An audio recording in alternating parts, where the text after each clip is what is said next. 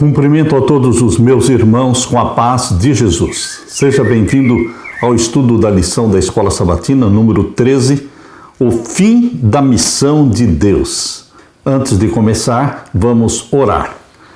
Pai querido que estás nos céus, aqui estamos na Tua presença nesta manhã, buscando a Tua bênção, suplicando que o Senhor, em nome de Jesus, derrame o Espírito Santo sobre mim e os meus irmãos, ao abrirmos a Tua palavra neste momento.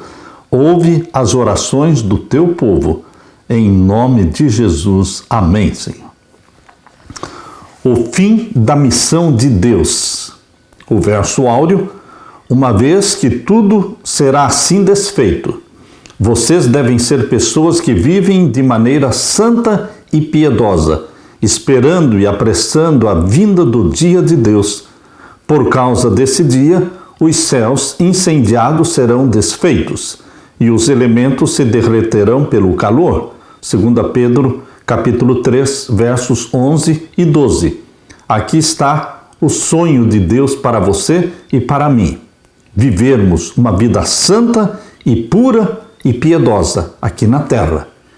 E também nos prepararmos para este grande dia em que os céus incendiados serão desfeitos e os elementos se derreterão pelo calor e nós vamos viver eternamente na presença do nosso Deus.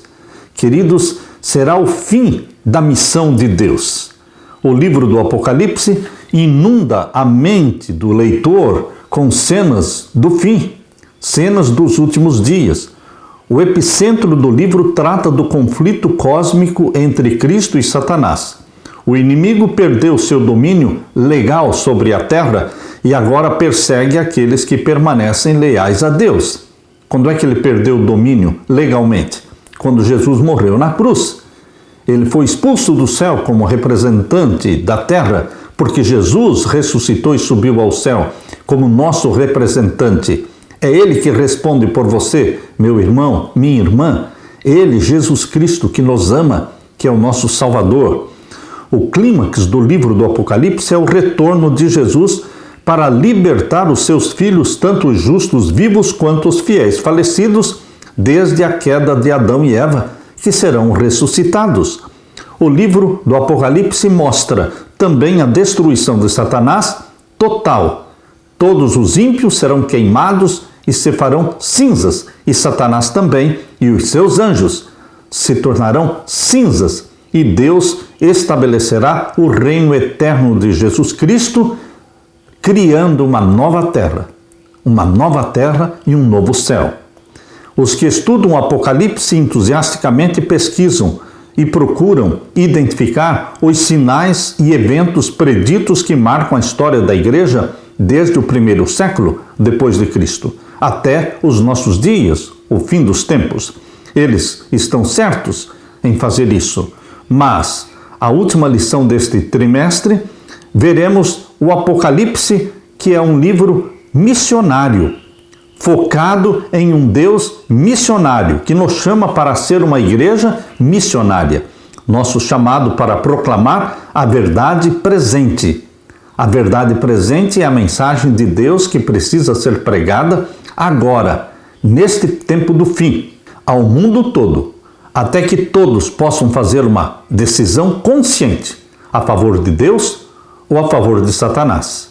Queridos, todos receberão ou o selo do Deus vivo ou o sinal da besta.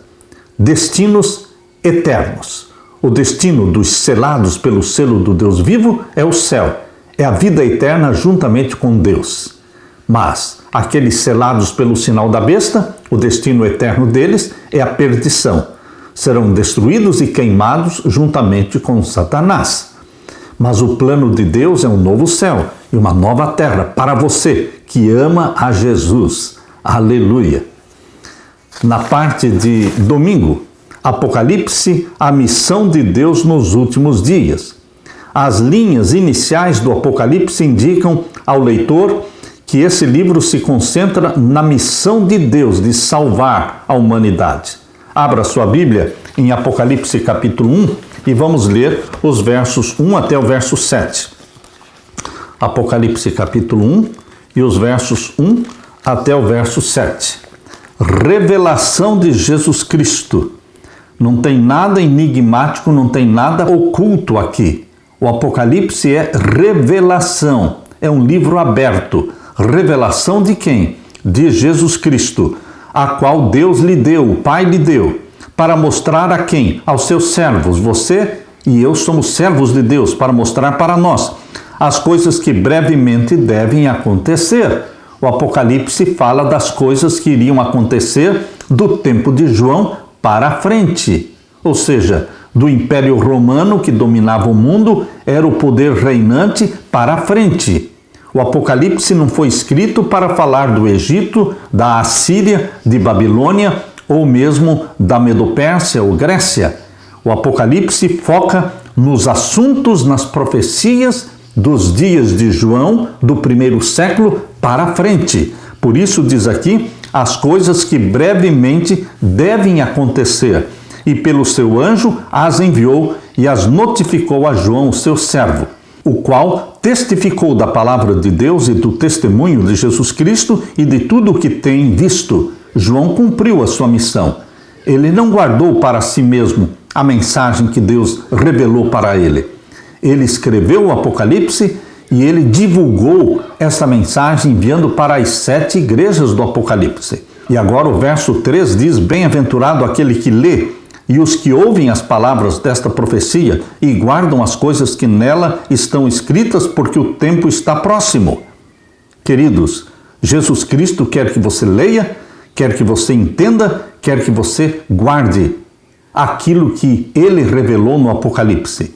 E o verso 4, João, às 7 igrejas que estão na Ásia. Ele escreveu para a igreja que estava em Éfeso, em Esmirna, em Pérgamo, em Tiatira, em Sardes, em Filadélfia e Laodiceia. As 7 igrejas que estão na Ásia. Graça e paz seja convosco da parte daquele que é e que era e que há de vir. Esta é uma expressão bíblica para falar daquele que é o grande eu sou, o eterno, o YHWH, aquele que é, que era e que há de vir, e da dos 7 espíritos que estão diante do seu trono. O número 7 espíritos está falando da plenitude do Espírito Santo. E o verso 5, e da parte de Jesus Cristo, que é a fiel testemunha. Jesus é a fiel testemunha porque ele veio à terra para revelar ao Pai e revelou o Pai perfeitamente na sua vida de bondade, de misericórdia e de amor. Ele é uma fiel testemunha, ele é o primogênito dos mortos, porque dentre todos os que morreram, ele é o principal dentre todos os que morreram. Ele não foi o primeiro a morrer, mas ele é o mais iminente, o mais importante, porque de todos os que morreram, ele é quem ressuscitou e ele dá poder para ressuscitar também a todos os que nele creem. Todos os que creem em Jesus Cristo serão ressuscitados, assim como ele foi ressuscitado, o primogênito dos mortos e o príncipe dos reis da terra. Serão 12 reis na nova terra, porque a terra será dividida em 12 tribos, 12 supernações, 12 grandes países. E cada um destes países terá o nome de uma das tribos de Israel. E o rei de cada uma dessas tribos estará ali. Eles serão os 12 apóstolos. Os 12 apóstolos serão os reis que se assentarão nos tronos para governarem as 12 tribos. Mas o rei dos reis, que está acima dos 12, é Jesus Cristo. Ele é chamado o príncipe dos reis da terra e é o rei dos reis. Aquele que nos ama, Jesus Cristo que nos ama e em seu sangue nos lavou dos nossos pecados. Ele teve um batismo de sangue e ele morreu na cruz para perdão dos nossos pecados. E agora o verso 6, e nos fez reis e sacerdotes.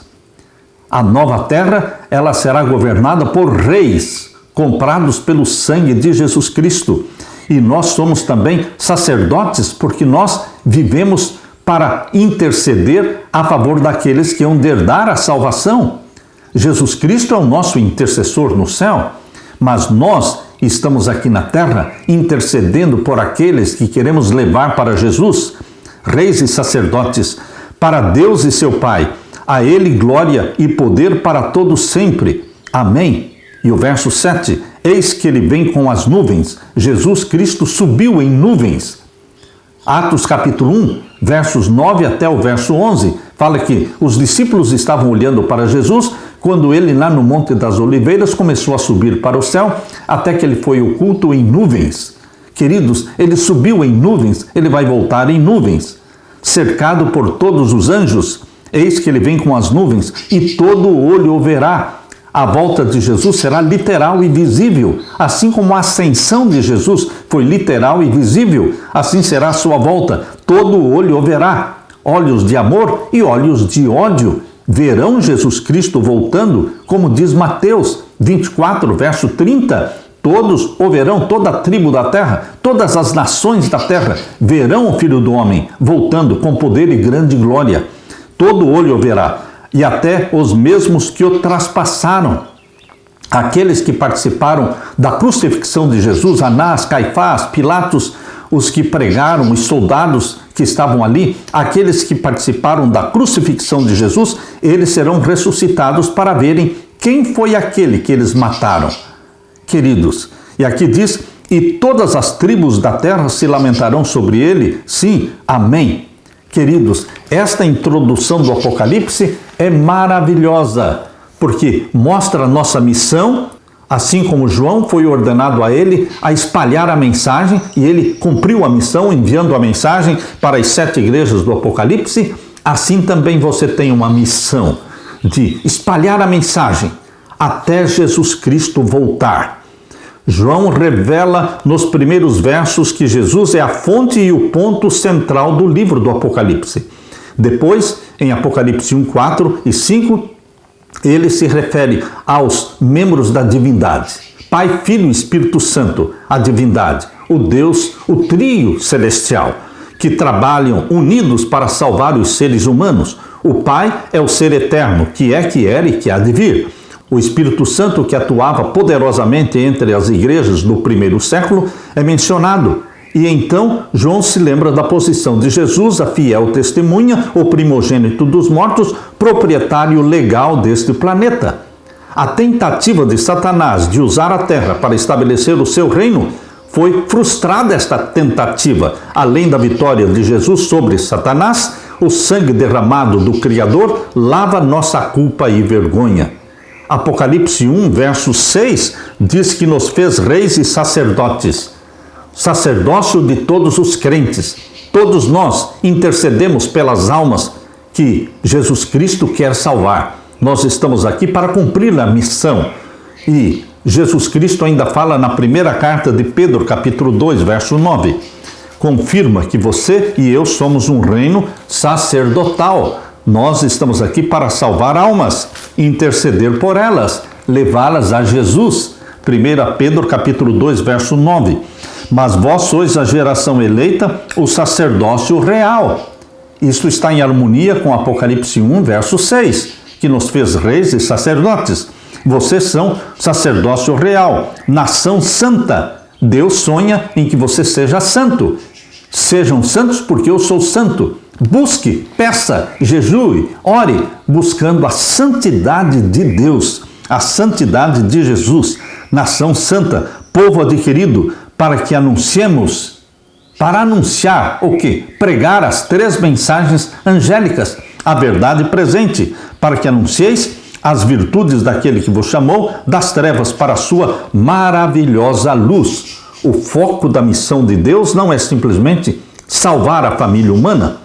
A salvação oferece uma posição para a família humana, uma posição nova e honrosa, pois a imagem de Deus é restaurada em nós. Não seremos somente salvos, nós seremos elevados a uma posição acima dos anjos não caídos. Filhos e filhas de Deus, nesta meditação matinal, Ellen White fala na página 242 que nós vamos ser elevados a uma posição acima dos anjos não caídos. Não só Jesus Cristo nos salva, mas Ele nos eleva numa posição superior. Os redimidos se tornam realeza, reis, porque são consanguíneos com o Rei do Universo por meio do sangue derramado de Jesus. Então, como membros da família real, nos unimos à missão da família real na salvação de outros seres humanos. Isso nos torna sacerdotes. Cristo constituiu sua igreja como um reino sacerdotal, uma nação santa, e seus membros como sacerdotes. Ser membro do reino é ser sacerdote.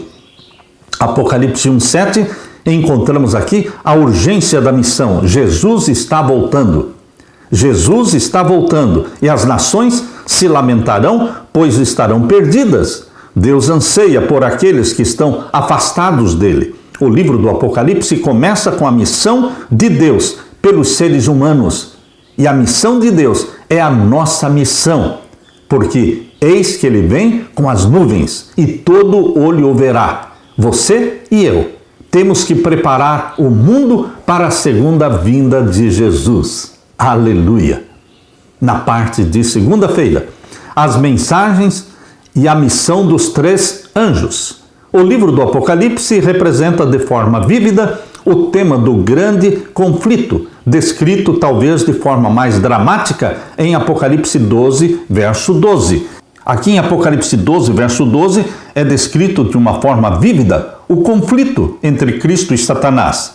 Leia comigo, capítulo 12, verso 12 de Apocalipse. Pelo que? Alegrai-vos, ó céus, e vós que neles habitais. Ai dos que habitam na terra e no mar, porque o diabo desceu até vós, e tem grande ira, sabendo que já tem pouco tempo. Quando Jesus morreu na cruz, até ali, o representante da família humana era Satanás. Mas, quando Jesus morreu na cruz, sem pecado, morreu pelos nossos pecados, Satanás foi expulso do céu pela segunda vez. A primeira vez ele foi expulso como anjo querubim, mas a segunda vez ele foi expulso como representante da terra. Não mais, nunca mais ele teria acesso ao céu, porque agora é Jesus quem nos representa. Cumpriu-se Apocalipse 12, verso 10, que diz: ouvi uma grande voz no céu que dizia: agora chegada está a salvação e a força e o reino do nosso Deus. Quando Jesus morreu, ele concretizou, ele consolidou a graça que se tornou carne, habitou entre nós, morreu na cruz. Ele consolidou o plano da salvação. Por isso cumpriu-se o que está aqui em Apocalipse 12, 10. Chegada está a salvação. A salvação deixou de ser uma promessa e se tornou uma realidade quando Jesus morreu na cruz. E a força e o reino do nosso Deus e o poder do seu Cristo, porque ele morreu vitorioso. Porque já o acusador dos nossos irmãos é derribado. Satanás foi derrubado do céu como acusador dos irmãos de Cristo. Mas, queridos, Jesus Cristo assumiu a posição de nosso representante, advogado e defensor. Já o acusador de nossos irmãos é derribado. Isto aconteceu na morte de Jesus na cruz, o qual diante do nosso Deus os acusava de dia e de noite. Por isso, o verso 12 diz: pelo que alegrai-vos, ó céus, e vós que neles habitais, ai dos que habitam na terra e no mar, porque o diabo desceu até vós, e tem grande ira, sabendo que tem pouco tempo. Satanás sabia que, no momento em que ele foi expulso do céu como representante da terra, e Jesus ocupou este lugar, porque ele é o nosso representante e salvador, Satanás sabia que dali para frente nunca mais ele sairia da terra. Por isso ele está irado, porque ele tem pouco tempo. Ele será queimado. Ele será queimado no final dos 1000 anos. Ele nunca mais voltou ao céu, como ele fazia antes. Quando você lê Jó capítulo 1 e Jó capítulo 2, você percebe que temporariamente, ou seja, quando Deus convocava os concílios no céu, Satanás ia representando o planeta Terra. Mas depois que Jesus morreu, ressuscitou e subiu ao céu, nunca mais Satanás está restrito ao planeta Terra. E aqui ele vai ser queimado. Permanecerá por 1000 anos neste planeta em trevas, escuridão. E no final dos 1000 anos ele será queimado. Meu querido irmão, minha querida irmã, entendendo todo este drama, todo esse conflito entre o bem e o mal, nós temos a missão de anunciar as mensagens angélicas, as 3 mensagens angélicas. Abre então a sua Bíblia, agora em Apocalipse capítulo 14, e vamos ver os versos 6 até o verso 12, este sermão que foi escrito por Jesus. Ele escreveu este sermão para o seu povo, os remanescentes dos últimos dias. Eles precisam pregar esta mensagem. Versos 6 a 12. E vi outro anjo voar pelo meio do céu e tinha o evangelho eterno, para o proclamar aos que habitam sobre a terra e a toda nação, e tribo, e língua, e povo, dizendo com grande voz: temei a Deus e dai-lhe glória, porque vinda é a hora do seu juízo. E adorai aquele que fez o céu, e a terra, e o mar, e as fontes das águas. Aqui está a primeira mensagem angélica. Aqui diz que a primeira mensagem angélica se concentra no Evangelho eterno, as boas novas de salvação em Jesus Cristo. Só Jesus salva. E aqui diz que deve ser pregado ao mundo inteiro. E a mensagem é: temam a Deus, ou seja, reverenciem a Deus e dai-lhe glória. Assumam o caráter de Deus. Dar glória a Deus, assimilar o seu caráter. O caráter de Cristo Jesus precisa ser implantado em nós. Por isso, damos glória a Deus, recebendo em nós o caráter de Deus. Porque vinda é a hora do seu juízo. 1844 iniciou o juízo celestial. No final dos 2.300 anos de Daniel 8,14. Começou o juízo celestial, que tem 7 fases, como é explicado na profecia dos 7 selos. São 7 fases no processo do juízo celestial. E, queridos, o juízo começou pelos mortos e vai passar para os vivos. Quando vai passar para os vivos? Tão logo o decreto dominical seja aprovado. Então os vivos serão julgados e selados pelo selo do Deus vivo. Vinda é a hora do seu juízo. Queridos, que juízo está para começar dentro de pouco tempo? O juízo dos vivos. Vinda é a hora do seu juízo. E adorai aquele que fez o céu e a terra, o mar e as fontes das águas. Um chamado para adorar o Criador dos céus e da terra, que criou a terra numa semana literal de 7 dias, descansou e abençoou e santificou o 7º dia da semana, como diz em Gênesis capítulo 2, versos 1 até o verso 3. Portanto, queridos, essa última frase da primeira mensagem angélica é um chamado para adorar a Deus guardando o sábado. Guardando o sábado, você está adorando a Deus como o Criador dos céus e da terra. Esta é a primeira mensagem angélica.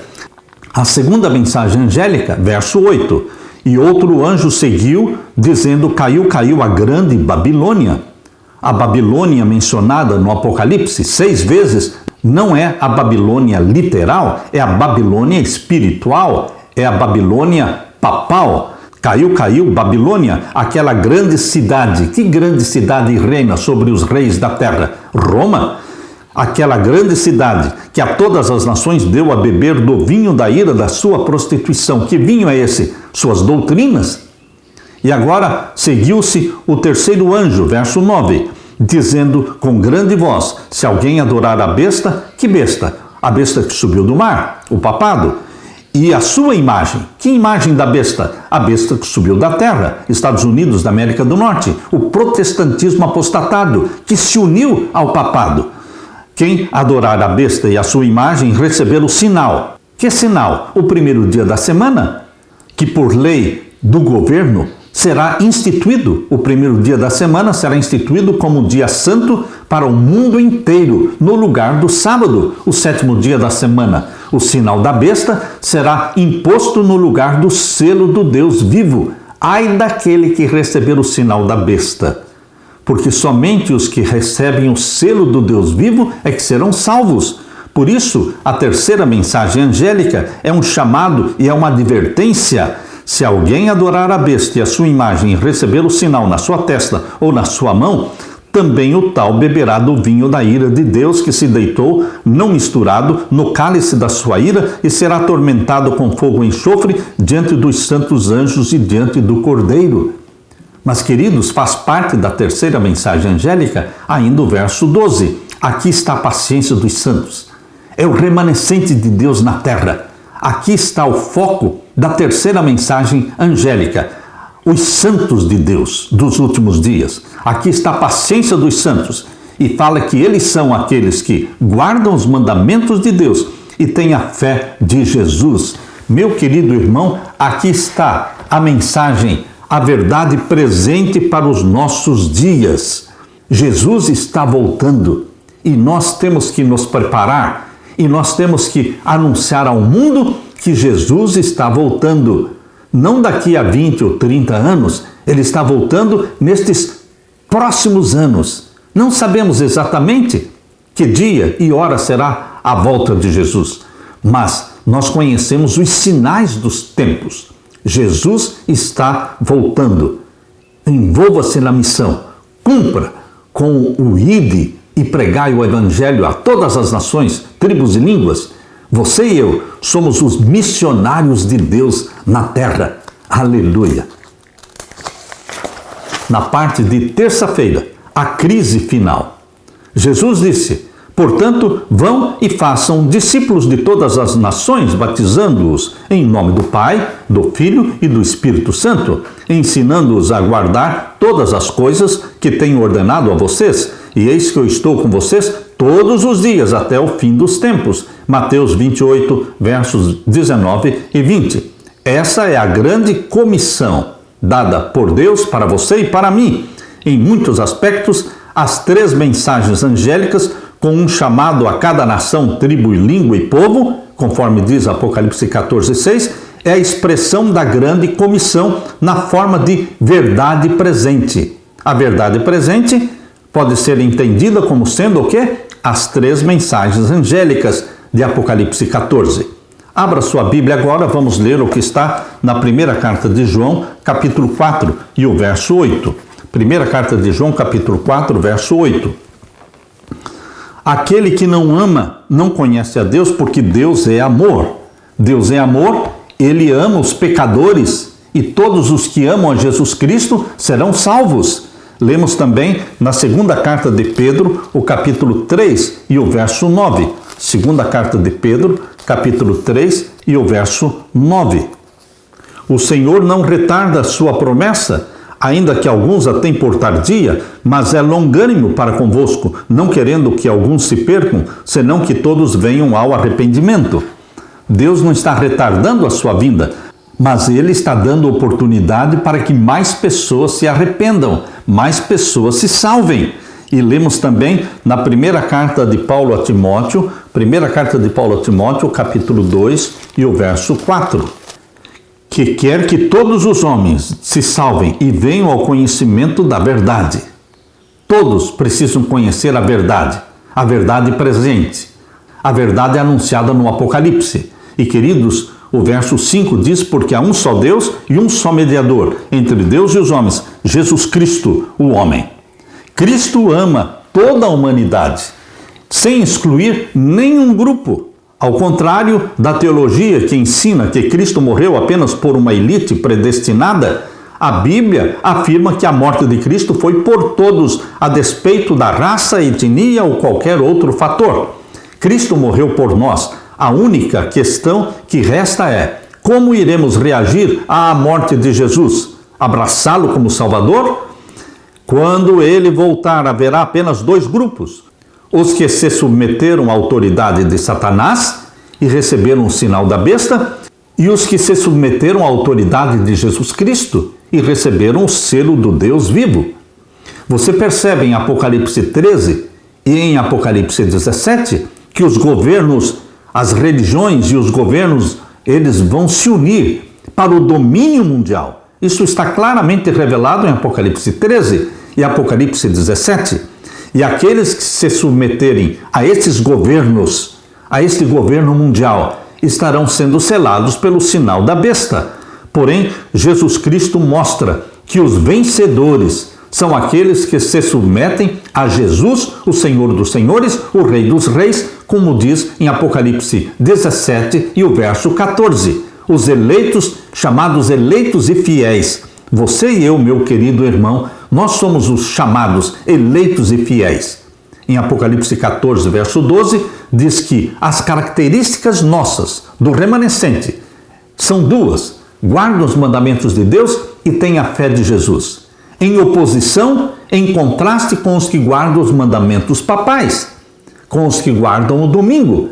O povo de Deus, os remanescentes dos últimos dias, eles guardam os mandamentos de Deus, escritos pelo dedo de Deus, em 2 tábuas de pedra. Mas o Espírito Santo escreve estes mandamentos na nossa mente. Isto está claro ali em Hebreus capítulo 8. Desde o princípio, a humanidade tem tido evidências de quem é Deus e de qual é o seu caminho de justiça e amor.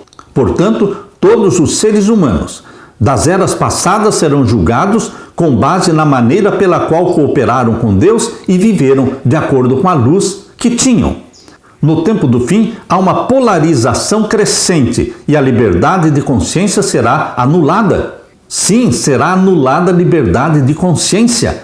Haverá uma pressão nesse governo mundial para que todos pensem igual, para que todos se submetam ao poder papal e recebam o sinal da besta. As pessoas serão pressionadas a se aliarem ao partido de Satanás. É urgente que o evangelho seja pregado e as informações sobre as estratégias satânicas sejam reveladas. É disso que tratam as 3 mensagens angélicas e a nossa missão é pregá-las. Esta é a verdade presente. Estamos vivendo na crise final. Temos pouco tempo para pregar a verdade presente. E você está sendo chamado, meu irmão, para se unir a este remanescente santo, para pregar, para anunciar, para apressar, para amar, para se preparar para a segunda vinda de Jesus. Aleluia! Na parte de quarta-feira, o êxito na missão, sucesso na missão. O que é sucesso na missão? Podemos ser tentados a pensar que são muitos batismos, igrejas grandes e ritmo rápido de crescimento. Muitos entendem sucesso na missão como sendo isso aí. Muitos batismos, igrejas grandes e crescimento. Podemos sentir que o sucesso consiste em entrar com a verdade em cada tribo e grupo de pessoas na Terra e que podemos acelerar esse processo usando o rádio, a internet, a TV. Embora tudo isso seja verdade, devemos lembrar que Paulo escreveu à comunidade de fé em Corinto dizendo: eu plantei, Apolo regou, mas o crescimento veio de Deus. 1 Coríntios 3,6. É Deus quem dá o crescimento. Nossa missão é plantar. Outro vem e rega a semente que você plantou, mas quem vai dar o crescimento é Deus. Queridos, este povo que estará anunciando a verdade presente, que tipo de pessoas elas são? Como vivem? Veja na segunda carta de Paulo aos Coríntios. Segunda carta de Paulo aos Coríntios, capítulo 11 e o verso 2. Abra sua Bíblia, segunda carta de Paulo aos Coríntios, capítulo 11 e o verso 2. Leia comigo. Que tipo de pessoas são estas que vão pregar a verdade presente? Leia comigo. 2 Coríntios 11, 2. Porque estou zeloso de vós, com zelo de Deus, porque vos tenho preparado para vos apresentar como uma virgem pura a um marido, a saber, a Cristo. Paulo está dizendo que a igreja que prega a verdade presente é uma igreja que é apresentada diante de Deus como uma virgem pura a um marido que é Jesus Cristo. Queridos, Deus não quer outra coisa de você senão pureza, santidade, vida irrepreensível e sem mácula. Mas como nós, pecadores, que temos a natureza pecaminosa, como poderemos ser virgens, puras, santas, imaculadas, irrepreensíveis? Queridos, é só ter comunhão com Jesus. Quando você inicia o dia com Jesus Cristo, quando seus pensamentos estão voltados para Jesus durante o dia, quando à noite seus pensamentos estão voltados para Jesus, quando você concentra sua mente, suas energias em Jesus, em assimilar Jesus, a santidade dele, o caráter dele, você é visto diante de Deus. Embora você seja pecador, pecadora, mas você é visto por Deus como virgem pura, santa, imaculada e irrepreensível. porque a perfeição de Jesus nos é comunicada. Jesus Cristo dá para você tudo o que é dele. E o Pai vê em você Jesus Cristo. Por isso, a santidade é de Jesus. Não somos nós que construímos esta santidade, mas a recebemos pela fé em Jesus Cristo. Abra também a sua Bíblia em João capítulo 16, o Evangelho de João, capítulo 16, vamos ver o verso 12 e 13. Ainda tenho muito que vos dizer, mas vós não o podeis suportar agora. A revelação da verdade ela é progressiva. O que nós sabemos hoje não é tudo o que os cristãos sabiam no primeiro século. O que nós compreendemos e sabemos hoje da palavra, da verdade presente, não é tudo o que os cristãos na Idade Média conheciam ou que os pioneiros conheciam, porque a revelação da verdade ela é progressiva. Por isso Jesus disse aqui, ainda tenho muito que vos dizer, mas vós não o podeis suportar agora. Mas estas verdades foram sendo reveladas à medida que os séculos foram passando. Só que hoje você e eu vivemos na última geração. Nós precisamos pregar as verdades que hoje estamos entendendo melhor do que os cristãos, nossos irmãos do passado, não porque somos melhores do que eles, mas porque estamos vivendo na última geração. Toda profecia precisa ser entendida agora nesta geração. Porque depois que Jesus Cristo voltar e levar a sua igreja para o céu, não vamos precisar mais entender a profecia. Por quê? Não teremos mais nada para pregar. Nós precisamos pregar agora. A profecia é a revelação dos planos de Deus agora para o tempo do fim, que antecede a segunda vinda de Jesus. Portanto, a revelação ela é progressiva. E diz aqui o verso 13, mas quando vier aquele Espírito da verdade, e o Espírito da verdade é o Espírito Santo, ele já veio, ele está sendo derramado sobre você, a chuva temporã e a chuva serôdia. Todo aquele que pede e busca vai receber sim a chuva temporã e também a chuva serôdia do Espírito Santo. Ele vai nos guiar em toda a verdade, ele vai revelar a verdade progressivamente para você. Quando vier aquele Espírito da verdade, ele vos guiará em toda a verdade, porque não falará de si mesmo, mas dirá tudo o que tiver ouvido e vos anunciará o que há de vir. Ele me glorificará, disse Jesus, o Espírito Santo glorifica Jesus, porque há de receber do que é meu e vou-lo há de anunciar. Meu querido irmão, aqueles que vão pregar a verdade presente não são somente virgens puras, irrepreensíveis e santas e imaculadas, mas também são batizados pelo Espírito Santo. O Espírito Santo nos batiza, o Espírito Santo nos revela a verdade de forma progressiva. E agora leia também a primeira carta de João, capítulo 1. A primeira carta de João, o capítulo 1, vamos ver o verso 8. Você pode ler comigo. 1 João 1,8. Se dissermos que não temos pecado, enganamo-nos a nós mesmos e não a verdade em nós. Estes santos de Deus dos últimos dias, considerados por Deus como virgens puras, santas e imaculadas, estes santos de Deus, batizados pela chuva temporã e chuva serôdia do Espírito Santo, eles não são arrogantes, eles não se orgulham da sua santidade, eles reconhecem que são pecadores. Nós precisamos reconhecer que nós somos pecadores.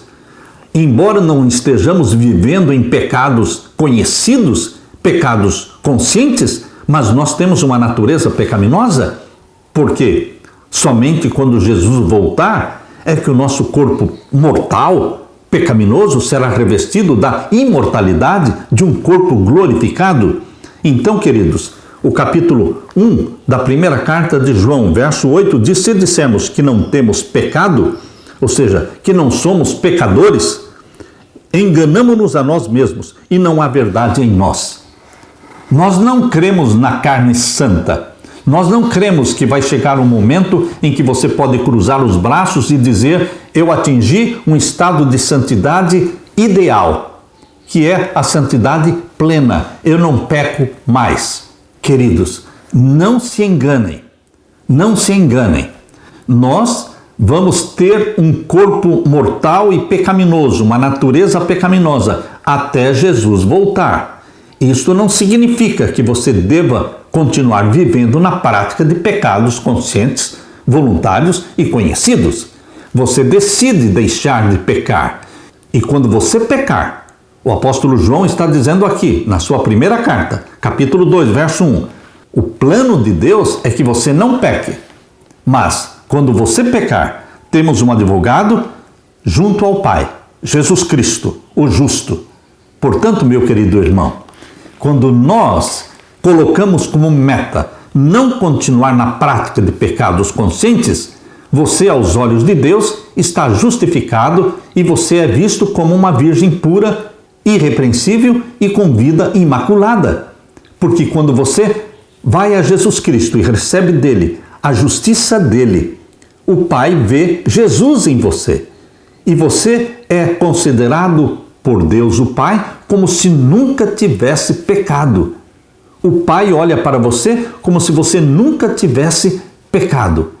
E quando você peca, você corre para Jesus e confessa e abandona, você continua na graça. O Pai continua olhando para você como se você nunca tivesse pecado. Agora, se dizemos que não somos pecadores, mentimos, porque somos pecadores. Aqui diz na primeira carta de João, capítulo 1, verso 9, se confessarmos os nossos pecados, Ele, Jesus, é fiel e justo para nos perdoar os pecados e nos purificar de toda injustiça. Queridos, em Apocalipse capítulo 7, verso 14, Apocalipse capítulo 7 e o verso 14 descreve o povo de Deus agora no tempo do fim. Leia comigo, Apocalipse 7, 14. E eu disse-lhe, Senhor, tu sabes. E ele me disse, estes são os que vieram da grande tribulação. Você e eu vamos passar pela grande tribulação. E lavaram seus vestidos e os branquearam no sangue do Cordeiro. Queridos, ir a Jesus Cristo, confessar os pecados, pedir que Ele nos lave com o seu sangue. Isso é o que está sendo dito aqui dos salvos, dos remanescentes de Deus. Eles foram lavados pelo sangue do Cordeiro. Deus não vai cobrar de você os pecados por ignorância ou os pecados inconscientes, mas o que atrapalha o cristão e bloqueia a salvação é quando ele decide continuar na prática dos pecados conscientes. Aquilo que o Espírito Santo já convenceu você de que é pecado precisa ser confessado, abandonado, romper com os pecados e buscar, sim, o batismo do Espírito Santo. Meu querido irmão, o que significa ser uma virgem pura para Cristo? Conforme diz 2 Coríntios 11, 2, é viver uma vida aos pés de Jesus Cristo, recebendo de Jesus a justiça comunicada diariamente aos salvos pela comunhão. O Espírito Santo vai derramando a justiça de Cristo sobre você, implantando em você a mente de Jesus. Aleluia! Na parte de quinta-feira, missão concluída. A missão de salvar a família humana, de resgatar a família humana. Essa missão nasceu na mente de Deus antes de Adão e Eva pecarem, antes de Adão e Eva serem criados.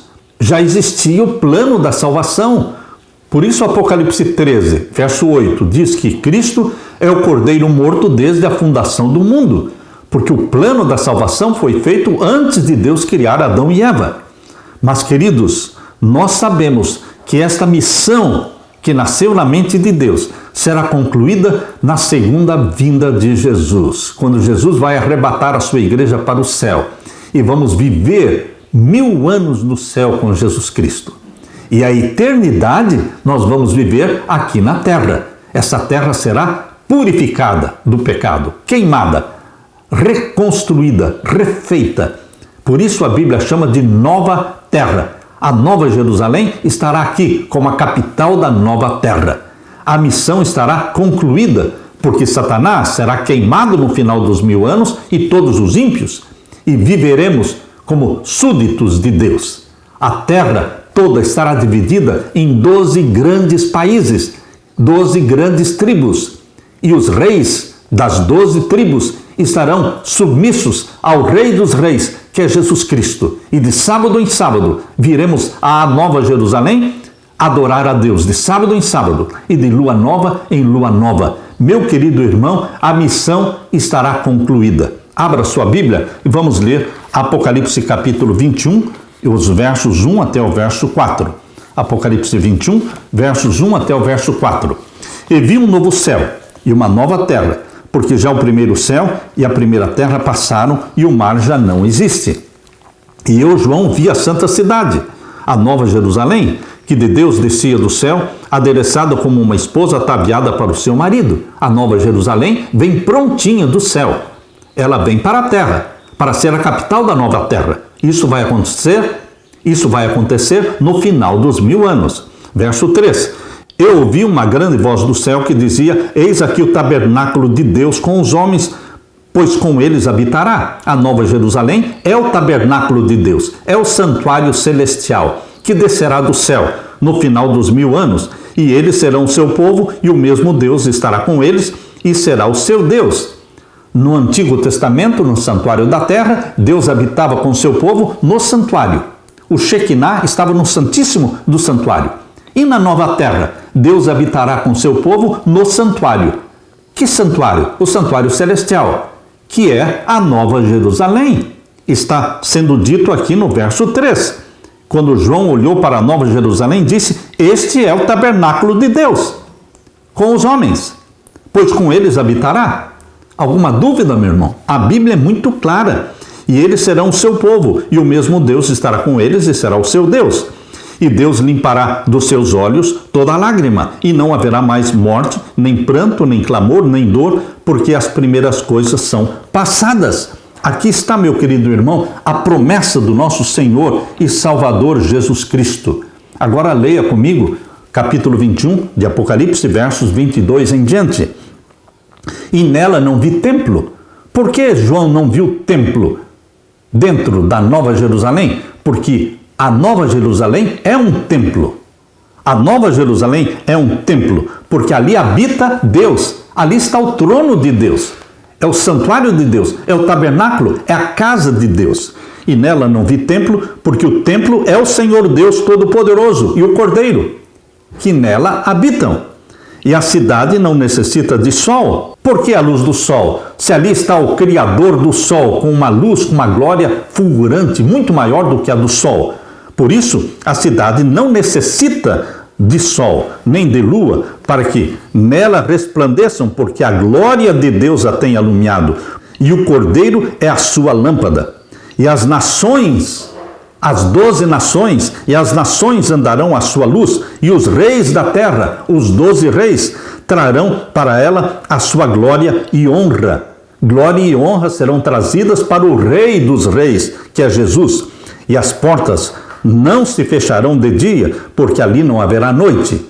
Não haverá noite na capital, na casa de Deus, na Nova Jerusalém, mas em toda a extensão da terra continuará havendo noite e dia, como era no Jardim do Éden. Mas na Nova Jerusalém não haverá noite. Ali as portas não se fecharão, porque ali não haverá noite. E a ela trarão a glória e honra das nações. E não entrará nela coisa alguma que contamine e cometa abominação e mentira, mas só os que estão inscritos no livro da vida do Cordeiro. Viver na Nova Jerusalém é para quem? Para quem abraçou Jesus como Salvador, para quem confessou seus pecados a Jesus, para quem recebeu a unção do Espírito Santo, para aqueles que deixaram que o Espírito Santo implantasse neles a mente de Jesus Cristo, que receberam a santidade de Jesus, que foram gerados pelo Espírito Santo. Queridos, estes tiveram seu nome inscritos no livro da vida do Cordeiro. Estes viverão com Deus na nova terra e virão adorar a Deus de sábado em sábado na Nova Jerusalém, como diz Isaías 66, versos 22 e 23. Mas aqui o capítulo 22, verso 1 diz: mostrou-me o rio puro da água da vida, claro como cristal, que procedia do trono de Deus e do Cordeiro. Ali, na Nova Jerusalém, estará o trono de Deus, o Pai, e do Cordeiro, Jesus Cristo. E no meio da sua praça E de uma e da outra banda do rio estava a árvore da vida, que produz 12 frutos, dando o seu fruto de mês em mês, e as folhas da árvore são para a saúde das nações. A mesma árvore da vida que estava no jardim do Éden, e que foi removida antes do dilúvio. Essa mesma árvore da vida estará na Nova Jerusalém, na casa de Deus, no rio da água da vida. De um lado e do outro lado do rio da água da vida está a árvore da vida, que produz 12 qualidades de frutos. Cada mês vamos comer do fruto da árvore da vida, mas cada mês comemos um fruto diferente, porque esta árvore produz 12 diferentes qualidades de frutos, mas todos são frutos da árvore da vida, e comeremos de mês em mês. E as folhas são comidas também, porque as folhas da árvore da vida são para a saúde das nações. Queridos, e ali nunca mais haverá maldição contra alguém. E nela estará o trono de Deus e do Cordeiro, e os seus servos o servirão e verão o seu rosto. Veremos os olhos de Jesus, tocarão no corpo de Jesus Cristo, nas suas testas estará o seu nome, e ali não haverá mais noite, e não necessitarão de lâmpada, nem de luz do sol, porque o Senhor Deus os alumia e reinarão para todo sempre. E eu digo, amém, aleluia e aleluia. Este é o plano de Deus para você, esta é a missão concluída, é Deus colocando você no novo céu e na nova terra. Diga aleluia, ore a Deus. Pai querido que estás nos céus, eu quero fazer parte destes remanescentes, comprados pelo sangue de Jesus Cristo, batizados pelo Espírito Santo. Eu quero fazer parte, e eu estou fazendo parte, destes que estão proclamando as 3 mensagens angélicas, a verdade presente para o nosso tempo, preparando um povo para a volta de Jesus, preparando a nossa família para a volta de Jesus. Derrama sobre mim, Pai amado, o Espírito Santo. Derrama sobre os meus irmãos o Espírito Santo. E querido Jesus, volte logo nos buscar. É em nome de Jesus que pedimos. Amém e amém, Senhor. Meu querido irmão, minha querida irmã, deixo com você a paz de Jesus. Amém.